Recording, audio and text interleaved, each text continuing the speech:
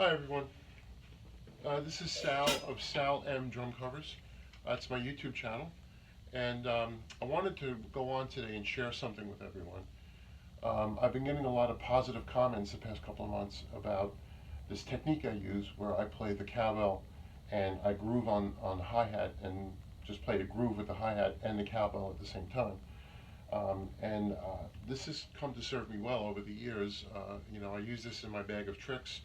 When I record and when I play live on stage, if I'm ever in a situation on stage where you have a certain number of players in the band, and there's a song that you have to play where there's a cowbell and a hi-hat ride at the same time, and the song will be lacking if you sacrifice one or the other.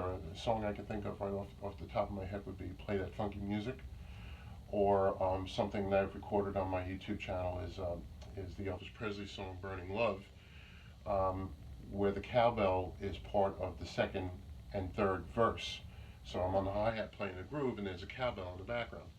And sacrificing the hi-hat to play the cowbell or the cowbell to play the hi-hat would leave the song lacking. So this really does come in handy when you need that.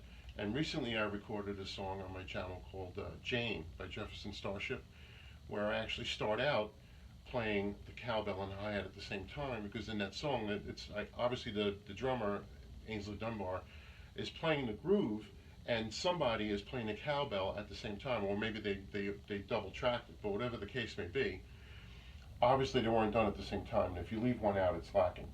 So one night I went to a club and I saw a good friend of mine, a drummer by the name of John Mullane, incredible talent.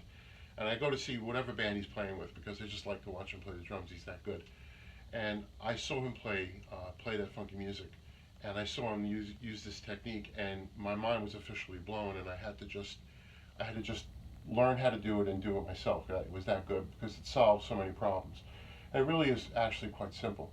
I'm going to show you now. Okay, if you play just a regular groove where the 1 and 2 and 3 and 4 and where the snare drum is on the 2 and the 4, so it's 1 and 2 and 3 and 4 and, right? You want to play the cowbell on the quarter notes, on the 1, 2, 3, 4. So you play the cowbell with your left hand and play the groove with your right hand. So the way to do that is to just picture doubling up the snare drum and playing the snare drum. Instead of doing it on 2 and 4, you would do it on 1, 2, 3, 4. So like 1 and 2 and 3 and 4 and 1 and 2 and 3. But instead of doing it on the snare drum, you play it on the cowbell. 1 and 2 and 3 and 4. And then what you do is you bring the right hand down from the hi-hat and you play the snare drum on the 2 and the 4. So it's 1 and 2 and 3 and 4 and 1 and 2 and 3 and 4. And it really is an easy technique to pick up.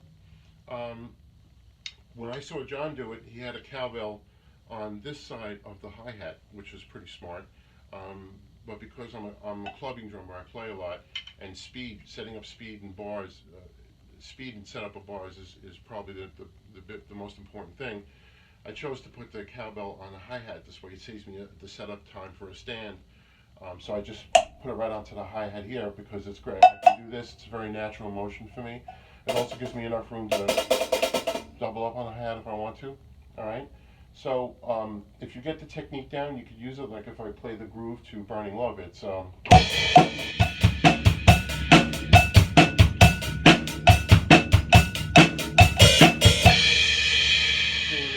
if you get good enough at it, you can actually do things like open the hi-hat and go to the cymbals. It's just a matter of practice and counting in your head.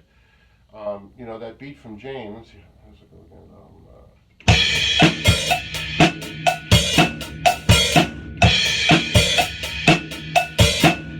So it's just a matter of just training your left arm to play the quarter notes while you go from hi-hat to cymbal to snare with your right hand. So I hope that's helpful. I hope I gave you guys something you can work with.